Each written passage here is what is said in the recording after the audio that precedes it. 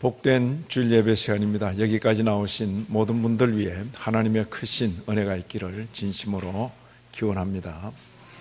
오늘 말씀 일기 본문은 잠언, 구약 성경 잠언 8장입니다. 오늘 8일 8장인데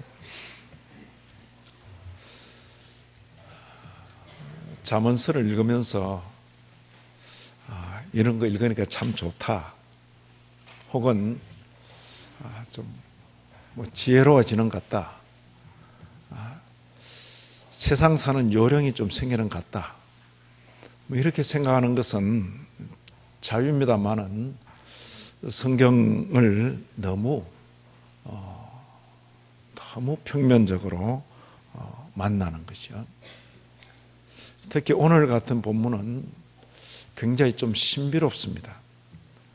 예를 들어서 22절, 여호와께서 그 조화의 시작 곧 태초에 일하시기 전에 나를 가지셨으며, 이 나가 누굽니까?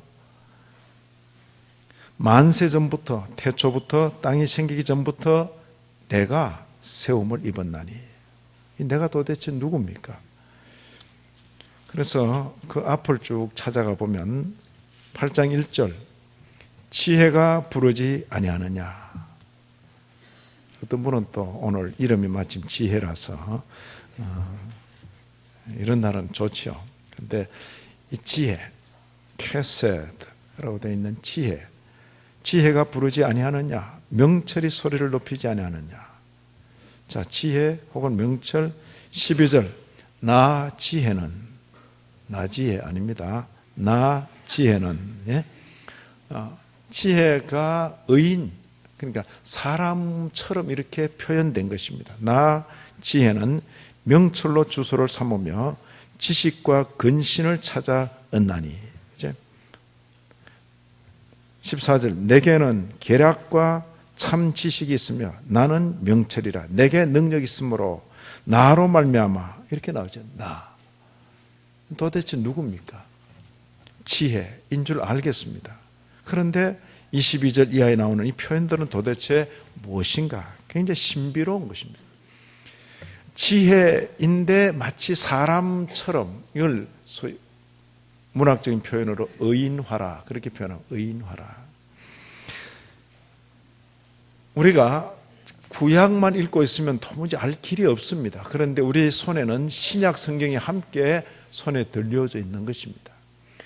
이 신비로운 표현과 아주 유사한 표현이 바로 마태, 마가, 누가, 요한복음 1장에 나오는 것입니다. 요한복음 1장, 여러분 손가락을 여기 잠언 8장 그 부분에 이렇게 넣어 놓으시고 요한복음 1장으로 가셔서 요한복음 1장, 신약 성경입니다. 1절 이하 18절, 우선 1절부터 태초에 말씀이 계시니라. 다른 말은 태초에 지혜가 있으니라. 그렇게 해도 별 상관이 없어요. 본래 이 언어는 로고스라는, 로고스, 말씀, 지혜, 진리, 근원, 어떤 식으로도 번역 가능한 그 표현인 것입니다. 태초에 로고스가 계시니라. 번역하지 않고 그대로 둬도 좋은 것입니다. 태초에 로고스가 계시니, 이 로고스가 하나님과 함께 계셨으니 이 로고스는 곧 하나님이시니라. 아니, 하나님과 함께 계셨다가 하나님이라 그랬다가, 그렇죠. 그가 태초에 하나님과 함께 계셨고 만물이 그로 말미암아, 그가 누구죠? 로고스로 말미암아 지은 바 되었는데 지은 것이 하나도 그가 없이는 된 것이 없느니라. 도대체 이 로고스로 표현된 이가 누군가? 14절로 가면 조금 더 구체화됩니다. 로고스가 육신이 되어 우리 가운데 거하심에 우리가 그의 영광을 보니 아버지의 독생자의 영광이요 은혜와 진리가 충만하더라. 지금 누구를 설명하자는 것입니까? 요한복음은 예수님에 대한 설명입니다. 그런데 그 1장 초두는 사람, 예수로 오기 전에 계셨던 그분을 지금 설명하는 겁니다. 그죠? 드디어 14절에 말씀이 육신이 되어, 이 로고스가 육신이 되어 우리 가운데 거하심에, 그분이 예수란 말이에요. 그러면 그 전에, 예수로 오시기 전에 그분에 대해서 어떤 언어로 어떻게 설명할까? 그것이 로고스라는 단어를 빌어서 쓴 것이죠. 구약에는 어떤 표현이 되어 있습니까? 지혜. 구약만 읽고 있으면 아무것도 알 수가 없어요. 아, 그건 지혜인가 보다. 그러나 바로 구약의 이 표현이, 이런 표현들이 나사렛 사람 예수 그리스도를 만났을 때 바로 요한복음 1장 1절부터 18절에 있는 이런 고백을 내게 되는 것입니다. 아하, 이분. 그러죠. 그래서 나사렛 사람 예수만 보고 있으면 도무지 알 수가 없는 거지. 예수를 본 사람은 다 믿는 겁니까? 예수님의 설교를 들은 사람은 다 그 설교를 믿는 겁니까? 예수를 보고도 믿지 않고, 그 설교를 듣고도 믿지 않고, 그가 주는 떡을 먹고도 믿지 않는 그런 사람들이 많이 있는 거죠. 심지어 어떤 사람은 예수를 정면으로 보고 그 얼굴에 침을 뱉고 그 뺨을 때리고 그 머리에 가시로 관을 엮어서 씌우고 예수의 손바닥과 발에 못을 박고, 예수를 본다고 감동이 되는 거 아닙니다. 그렇죠? 예수를 보는 것과 믿는 것은 또 별개고, 예수의 말씀을 듣는 것과 그 말씀을 믿는 것은 또 별개더라. 그렇죠? 나사렛 사람 예수와 잠언에서 표현된, 또 구약에서 신비롭게 표현된 이런 표현들이 함께 만날 때 요한복음에서 표현된 것처럼 이런 고백이 나오는 것입니다. 태초에 로고스가 계시니라.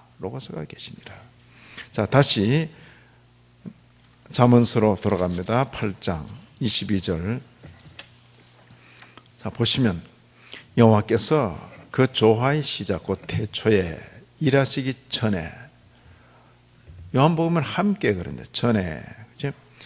나를 가지셨으며 만세 전부터, 태초부터, 땅이 생기기 전부터 내가 세움을 받았나니.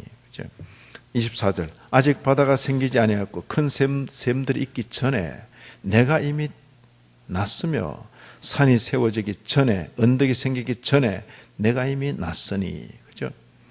26절. 하나님이 아직 땅도 들도 세상 진토의 근원도 짓지 아니하셨을 때라. 그가 하늘을 지으시며 궁창을 해면에 두르실 때에 내가 거기 있었고 때에.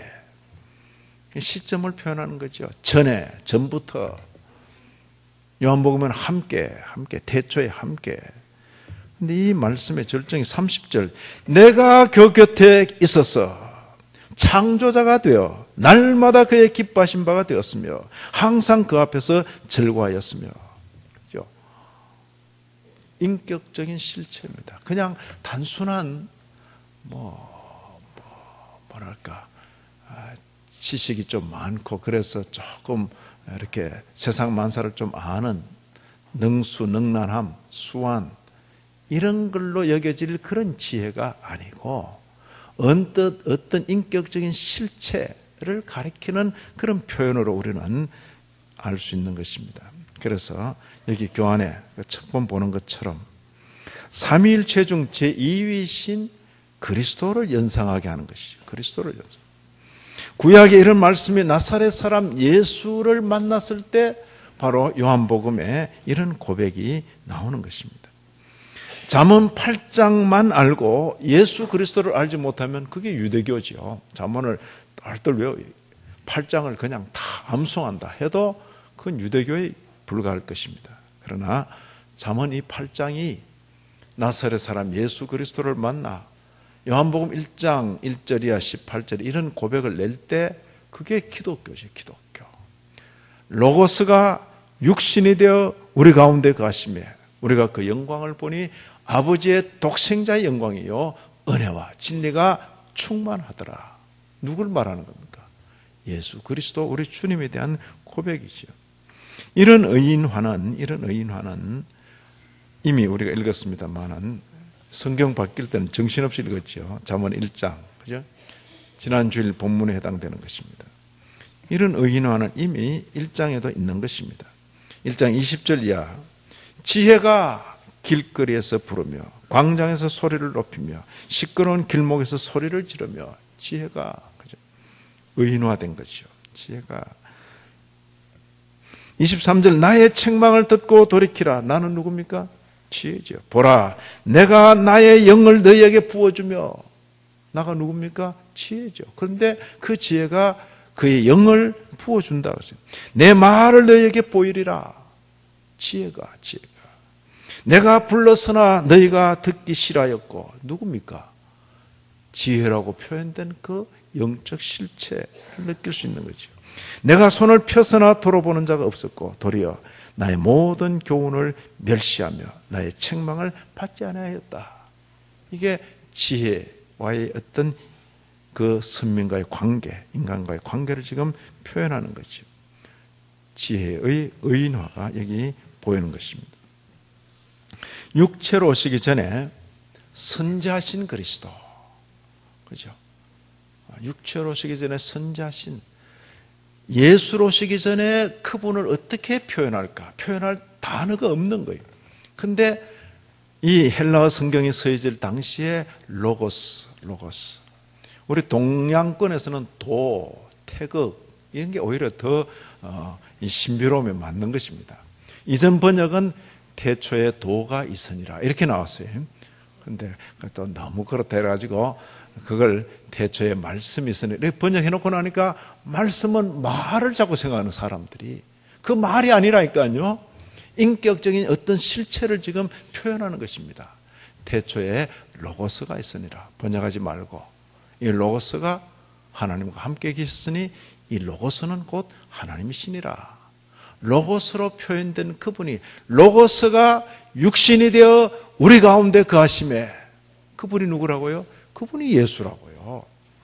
예수로 오시기 전에 그분을 가리키는 표현이 로고스.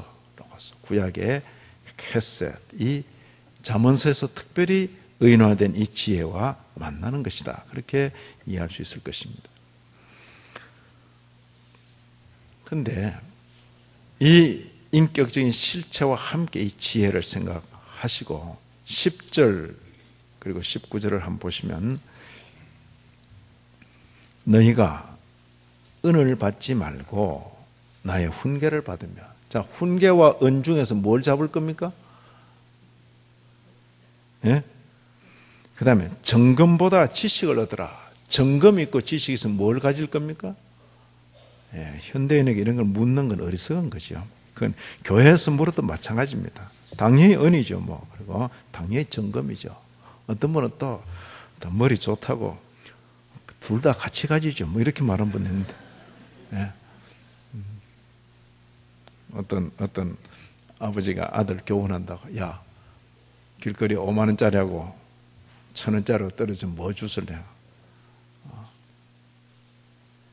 둘 다 줍죠. 그럼 뭐 아버지처럼 뭐 하나만 줍는 거 아니에요. 그거 갖고 다른 거예요. 이게 둘 다 줍는 게 아니고 그죠? 예. 은을 받지 말고 나의 훈계를 받으며 정금보다 지식을 얻어라. 이게 가치입니다. 가치. 예. 가치의 우선순위인 것입니다. 뭘 더 가치롭게 여기는가? 뭘 더 가치롭게 여기는가? 19절도 보시면 내 열매는 금이나 정금보다 낫다. 지혜의 열매는 금이나 정금보다 낫다. 내 소득은 순은, 잡것이 섞이지 않은 순은보다 낫다. 가치 평가에 있어서 우선순위를 지금 말하고 있는 것입니다.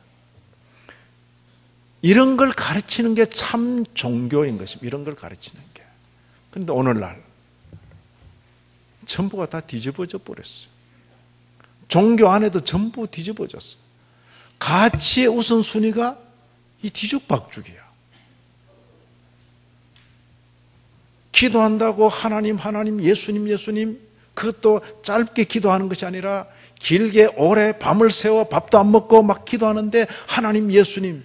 그래서 정말 저 사람이 하나님, 예수님을 그렇게 좋아하는가 싶어 보니까 하나님, 예수님을 좋아하는 게 아니라 하나님 예수님 부르면서 뭐 합격, 뭐 또 뭐 입사, 뭐 또 뭐 결혼, 성공, 출세, 돈, 황금 덩어리. 그게 종교입니까? 이름은 종교, 가르침의 마루, 최상의 가르침인데 하는 행태는 영적인 인생으로 하여금 형편없는 존재로 만들어버리는 것이, 그게 무슨 종교가 그런 게 있어요. 이 땅에 부패한 종교들이 전부는 그렇게 가르치고 있으니 기독교도 그 뒤에 줄을 서서 성경 펴놓고 그거 가르치고 있어요. 가짜 기독교. 가짜 기독교.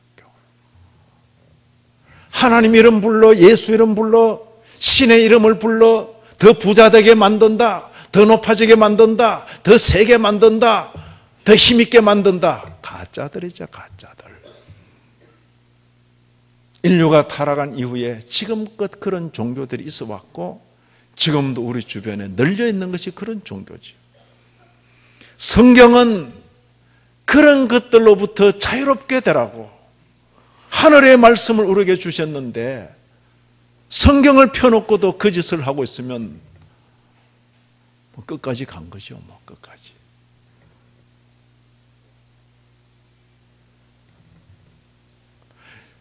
정금보다 순은보다 귀한 것은 지혜다. 가치의 우선순위입니다. 돈 얻으려고, 금을 얻으려고, 지위를 얻으려고 하나님 부를 것이냐? 돈을 들여서 황금을 내놓고라도 하나님 찾아야죠. 가치 판단의 우선순위가 뒤죽박죽이 되어버렸어요. 그러니 돈 차지하기 위해서, 재물 차지하기 위해서 사람을 이용해.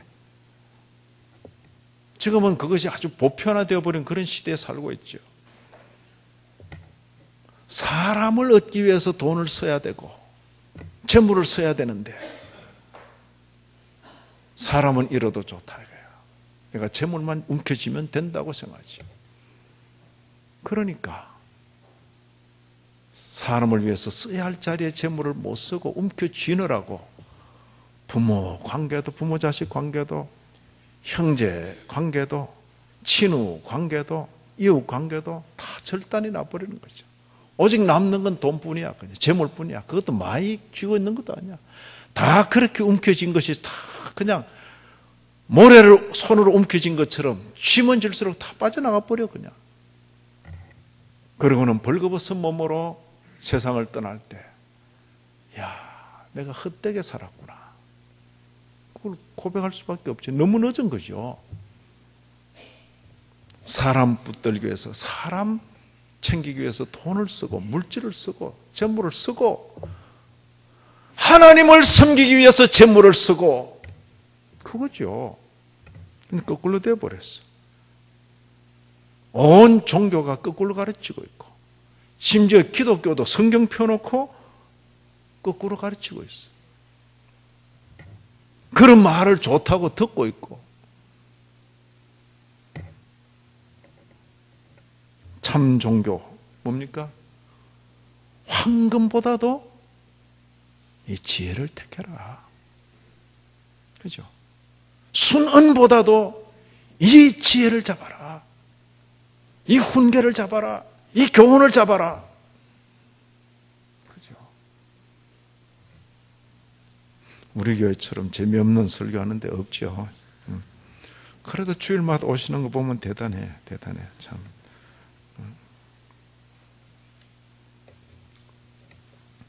물질을 얻기 위해서 사람을 수단으로 쓰는 것 아주 조심스럽습니다. 더욱이 물질을 얻기 위해서 하나님을 수단으로 쓰는 것은 더욱 조심스럽죠. 우리의 기도가 바뀌어야 되는 것입니다. 하나님 예수 불렀으면 하나님 그분 자체에 대해서, 예수님 그분 자체에 대해서 관심이 있어야지. 물질 재물을 얻기 위한 수단으로 그 이름 부르고 있으면 아니죠. 아니죠. 저 같은 사람은 공부를 마치고 와서 신학교 교수하면서 참 씁쓸해한 그런 경험, 참 씁쓸해하다 그러죠. 유난히 예의를 갖추고 뭐 학기 마칠 때쯤 뭐 과일도 싸우고 그래. 참 이분은 굉장히 예의가 있구나. 한 학기 배우고 그렇게 이렇게 또 교수에 대해 챙기는구나. 난 몰랐어요. 진심인 줄 알았지. 결국 학점 잘 받으려고 그걸 난 모르고 그냥 또 학점은 또 그냥 뭐 답안지가 신동치 않아서 그냥 권총 하나 이렇게 그려가지고 줬는데 서운하다고 뭐 그래서 그거하고 그렇게 연결되는 줄 몰랐다니까요. 네? 나하고 그런 관계 아니면 뒤도 돌아보지 않는 사람. 그다음에 이렇게 보니까 그 다음 학기는 또 다른 교수님께 가서 또 부지런히 뭐 사나르고 뭐 그러더라고. 저분은 저렇게 인생을 사네. 교회요, 신학교요, 목사가 될 사람인데도 아주 인생을 참 지혜롭게 살더라고요. 그래서 씁쓸해야죠, 씁쓸해. 우리의 관계는 교훈의 관계이기 때문에 사과상자 들고 오고 뭐 나누고 그래 안 해도 그 말씀을 귀담아 듣고 그 말씀 따라 살고 한 번 만난 그 만남이 평생 가고 영원 간다. 그 자세로 지금 살아가는 건데 그 중간에 뭐 끼어가지고 뭐 사과상자 들고 나누고 아무 의미가 없는 것이요. 야, 신학 교수까지도 이런 식으로 이용하려 하는구나. 그죠? 세상에서는 그것이 아주 타고난 처세술일지 몰라도 신앙세계에서는 참 민망한 것이요. 참 민망한 것입니다.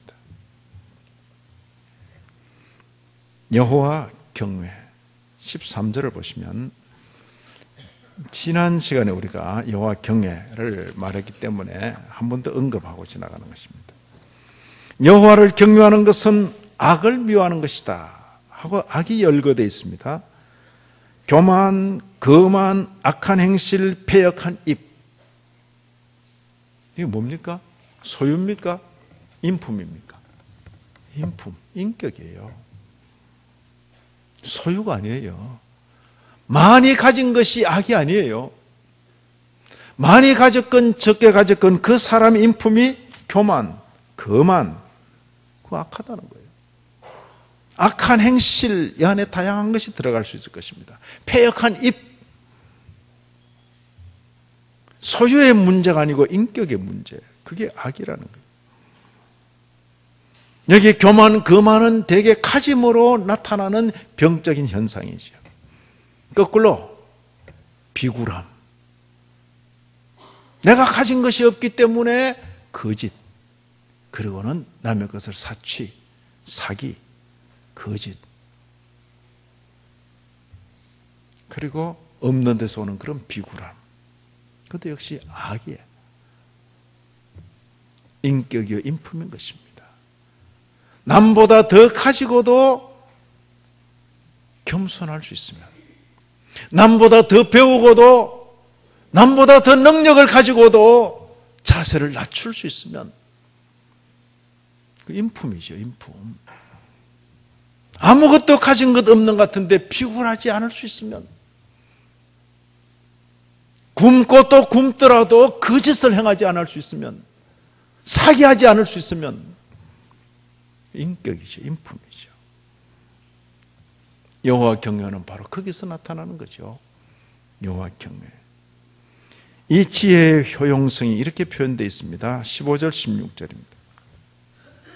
나는 그죠?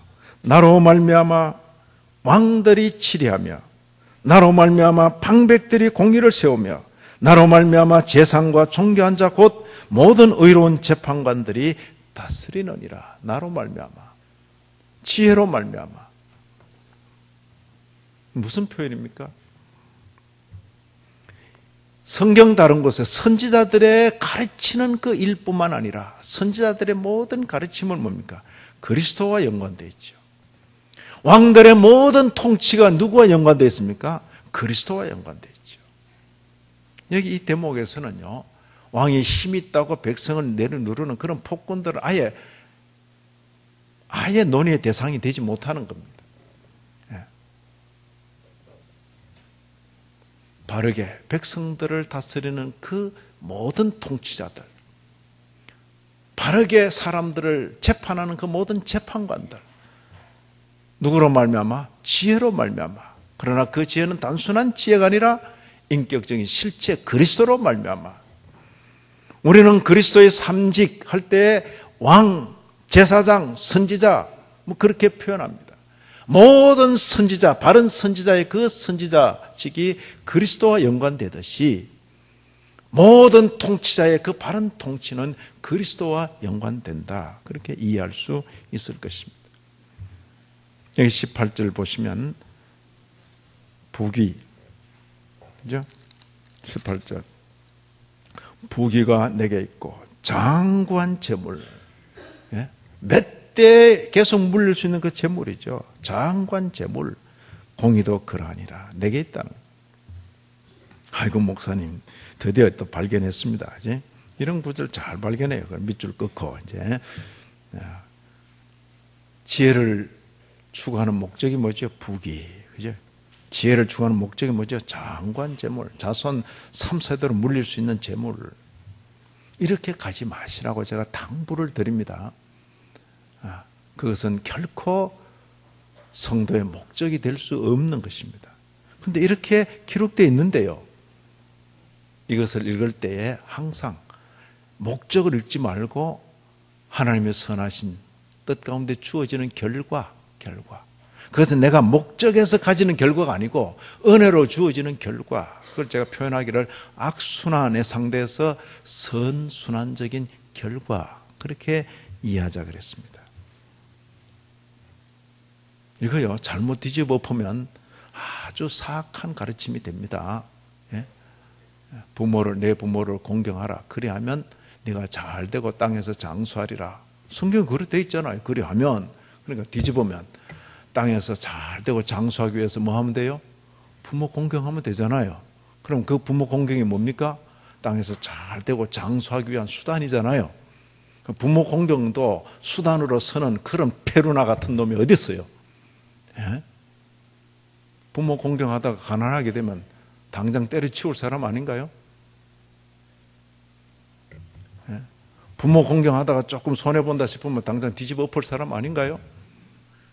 부모 공경이란 건 내게 더 생기고 덜 생기고 그걸 떠나서 인간이면 자기 부모를 공경하는 게 너무나 당연한 거죠. 그것 때문에 어려움이 생기면 어려움도 감수하고, 경제적인 어려움, 손해가 생기면 손해도 감수하고, 그건 해야 될 일이잖아요. 그 당연한 삶에 따르는 선한 결과, 그게 잘되고 땅에서 장수하는 거죠. 그거 아니더라도 부모 공경은 해야 돼요, 말아야 돼요? 계속 해야 될 일이죠. 부모 공경이 그러하다면 인생이 살아계신 하나님을 섬기는 일은 오죽할까? 하나님 섬기는 일이 복받는 비결입니까? 인생이면 당연히 해야 될 그 일에 하나님께서 복 주시는 겁니까? 제가 하고 싶은 말은 그 말입니다. 인생이 하나님 섬겨가는 이 신앙걸음, 그것이 복받는 길이기 때문에 가는 길입니까? 사람이라면 당연히 가야 될 그 길, 그 길에 때로는 어려움이 있고 환난이 있고 박해가 있고 심지어 죽음의 위협이 있을지라도 그 길은 가야죠. 잘 될 때만 갈 겁니까? 그 성경 말씀을 눈으로 읽고 오해하니까 그런 꼴이 나는 거죠. 또 아직도 뭐가 잘못된지 모르겠습니까? 하나님 경외를 자기 복받는 수단으로 쓰는 그런 종교판이 되어버렸으니까 부모 공경도 자기 복받는 수단으로 쓰고, 하나님 말씀을 가르치는 교수도 자기 학점을 위해서 얼마든지 주었다 받았다 할 수 있고, 왜 교수 사제 관계가 되면 정말 고맙고 감사해서 식사 한 끼 대접 못합니까? 꼭 그 점수하고 연결시켜야 됩니까? 답안지는 뭐처럼 써놓고 식사 한 끼 대접해 놓고 답안지가 자격이 안 되니까 권총 하나 그려줬는데 그걸 두고 막 심통을 부리고 그럴 겁니까? 나들은 어떻게 하라는 겁니까? 그렇잖아요. 복 받는 수단이란 말하지 말아요. 그죠? 하나님 섬기는 것조차도 수단이 되어버리면 사람은 종교심이 신심이 깊다고 할수록 자기중심이에요. 자기중심. 오로지 자기를 위해서 오로지. 무슨 종교가 그런 종교가 있습니까? 잘못된 종교는요, 사람을 굉장히 이기적으로 만드는 거죠. 철저히 이기적으로 만드는 거예요. 그래서 최근에 이 한국 기독교가 아주 무척 그런 분위기가 아주 짙은 것입니다. 가르침에 생각이 없어요. 생각이. 최소한 종교는 자기를 비우도록 만든 것이 비우도록. 네, 가짜 불교 말고 진짜 불교, 그죠? 진짜 불교, 자기를 비우도록 만들죠. 기독교는 불교보다는 한 수 위라야지. 예? 진리를, 참을, 생명을 찾기 위해서 자기 손에 주어져 있는 것도 다 던지고 찾아가잖아요. 물론 없지만은, 그죠? 제가 자꾸 이런 말 하니까 또 불교 쪽에서 또 특강을 또 이렇게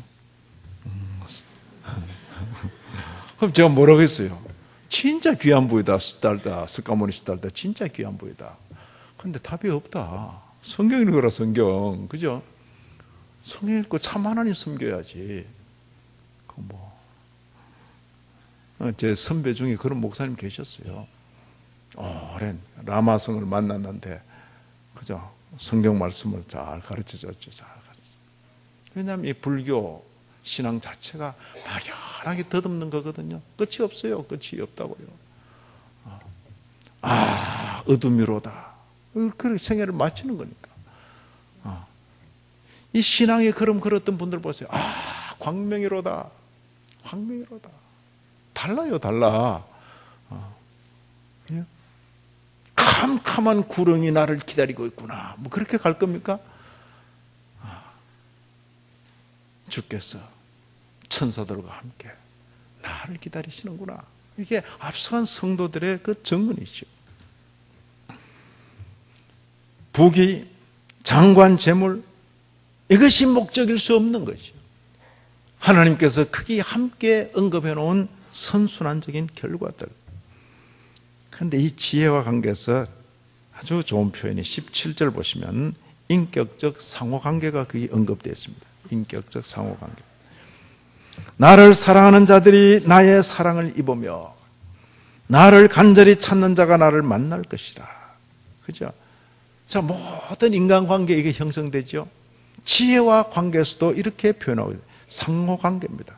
나를 사랑하는 자들이 나의 사랑을 입으며 나를 간절히 찾는 자가 나를 만날 것이라. 그런데 우리가 이미 지나간 1장, 한번 1장.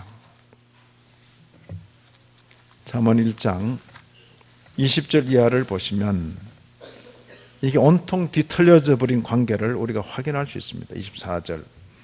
내가 불러서나 너희가 듣기 싫어하였고 내가 손을 펴서나 돌아보는 자가 없었고 도리어 나의 모든 교훈을 멸시하며 나의 책망을 받지 아니하였은즉 너희가 재앙을 만날 때 내가 웃을 것이며.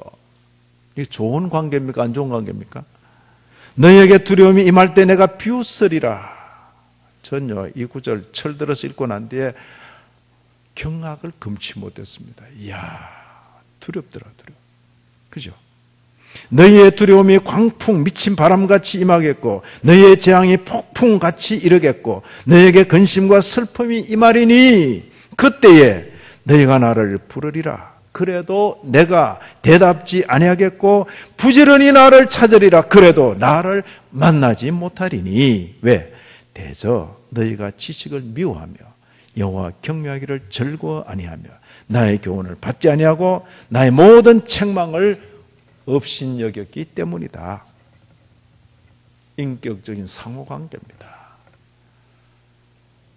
하나님께서 우리를 그리스도 안에서 거듭나게 하시고 새롭게 하실 때 일방적입니다.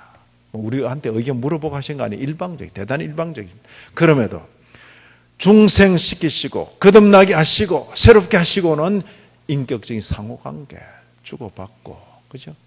말씀을 하시고 귀를 기울이고 그 다음 또 우리에게, 근데 그렇게 살려놔도 귀를 닫고 이러면 우리의 인생은 고달픈 겁니다. 굉장히 고달픈 겁니다. 인격적인 상호관계, 이런 지혜에 대하여 우리가 가질 자세로 종합적입니다. 지혜를 들어야죠. 귀를 기울여야죠. 지혜의 말씀을 가슴에 담고 지켜 행해야죠. 지난 시간에 배운 말씀들입니다. 그리고 또 한 가지, 사모하고 또 사모해야 되는 것입니다. 이게 이제 인격적인 관계이죠. 그 지혜는 그러나 인격적인 실체는 사모하고 또 사모하는 겁니다. 신약 베드로전서 1장 8절 9절에 이런 말씀이 있습니다. 예수를, 베드로 사도가 초대교회 성도들에게 이렇게 표현해요. 예수를 너희가 보지 못하였으나, 베드로는 봤습니다. 그러나 베드로 이후에 많은 성도들이 예수를 보지 못했어요. 예수를 너희가 보지 못하였으나 사랑하는도다.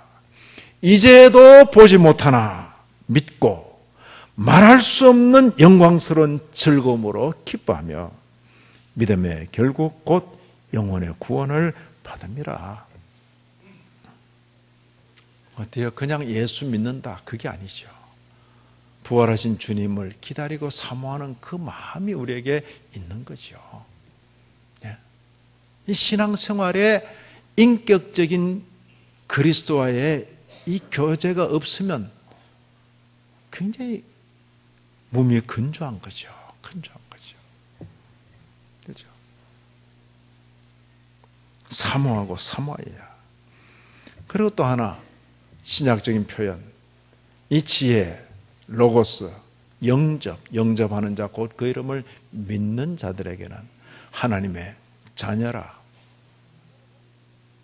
칭하는 권세를 주셨다 그랬죠. 영접이 뭡니까? 그를 맞아들이는 것입니다. 믿는 것입니다. 그의 존재를 믿고 그의 말씀을 믿고 그의 사역, 일하심을 믿는 것입니다. 그리고 이 신비로운 주님과 성도의 관계를 요한복음에서는 계속해서 우리가 그 안에, 그가 우리 안에. 그죠? 자, 주님을 어떻게 우리가 영접합니까? 예수를 믿음으로 주님을 우리 속에 모시는 것이 된다. 믿음으로. 그죠? 영접, 믿는다. 주님을 우리 속에 모신다. 그가 우리 안에, 우리가 그 안에, 어떻게 우리가 그 안에 계십니까? 그의 말씀을 지킴으로 우리가 그 안에 있는 것으로. 그의 성령이 우리에게 주어졌을 때 우리가 그의 성령을 순종함으로. 이런 그 신비로운 연합, 이게 구원의 상태죠. 구원의 상태. 자, 저와 여러분 오늘 이 시간에 여기까지 왔습니다. 예수를 믿는다 할 때 우리의 유익을 위해서 예수 부르는 그런 신앙생활 말고, 그건 지금까지 한 걸로 족합니다. 지금까지 불교 비슷하게 그냥 점집 비슷하게 예수 믿었던 거 이쯤에서 끝내시고 성경대로 예수 그리스도 우리 주님을 인격적으로 모시고, 어떻게 모셔요? 그의 말씀에 귀를 기울이고 그의 말씀을 가슴에 담고 그 말씀을 온몸으로 지켜 살 때에 주님을 우리가 모시고 사는 것이라. 아무쪼록 이 은혜가 저와 여러분 우리 모두 가운데 충만하기를 진심으로 기원합니다. 하나님 아버지,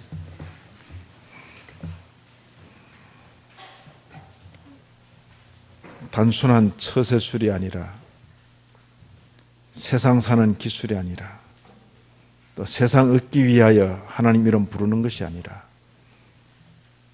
하나님께서 살아가신 귀한 생애, 복된 생애, 하나님 앞에서 하나님 모시고 사는 이 삶을 주의 은혜 가운데 성공적으로 살게 하여 주옵소서. 예수님 이름으로 기도 올리옵나이다. 아멘.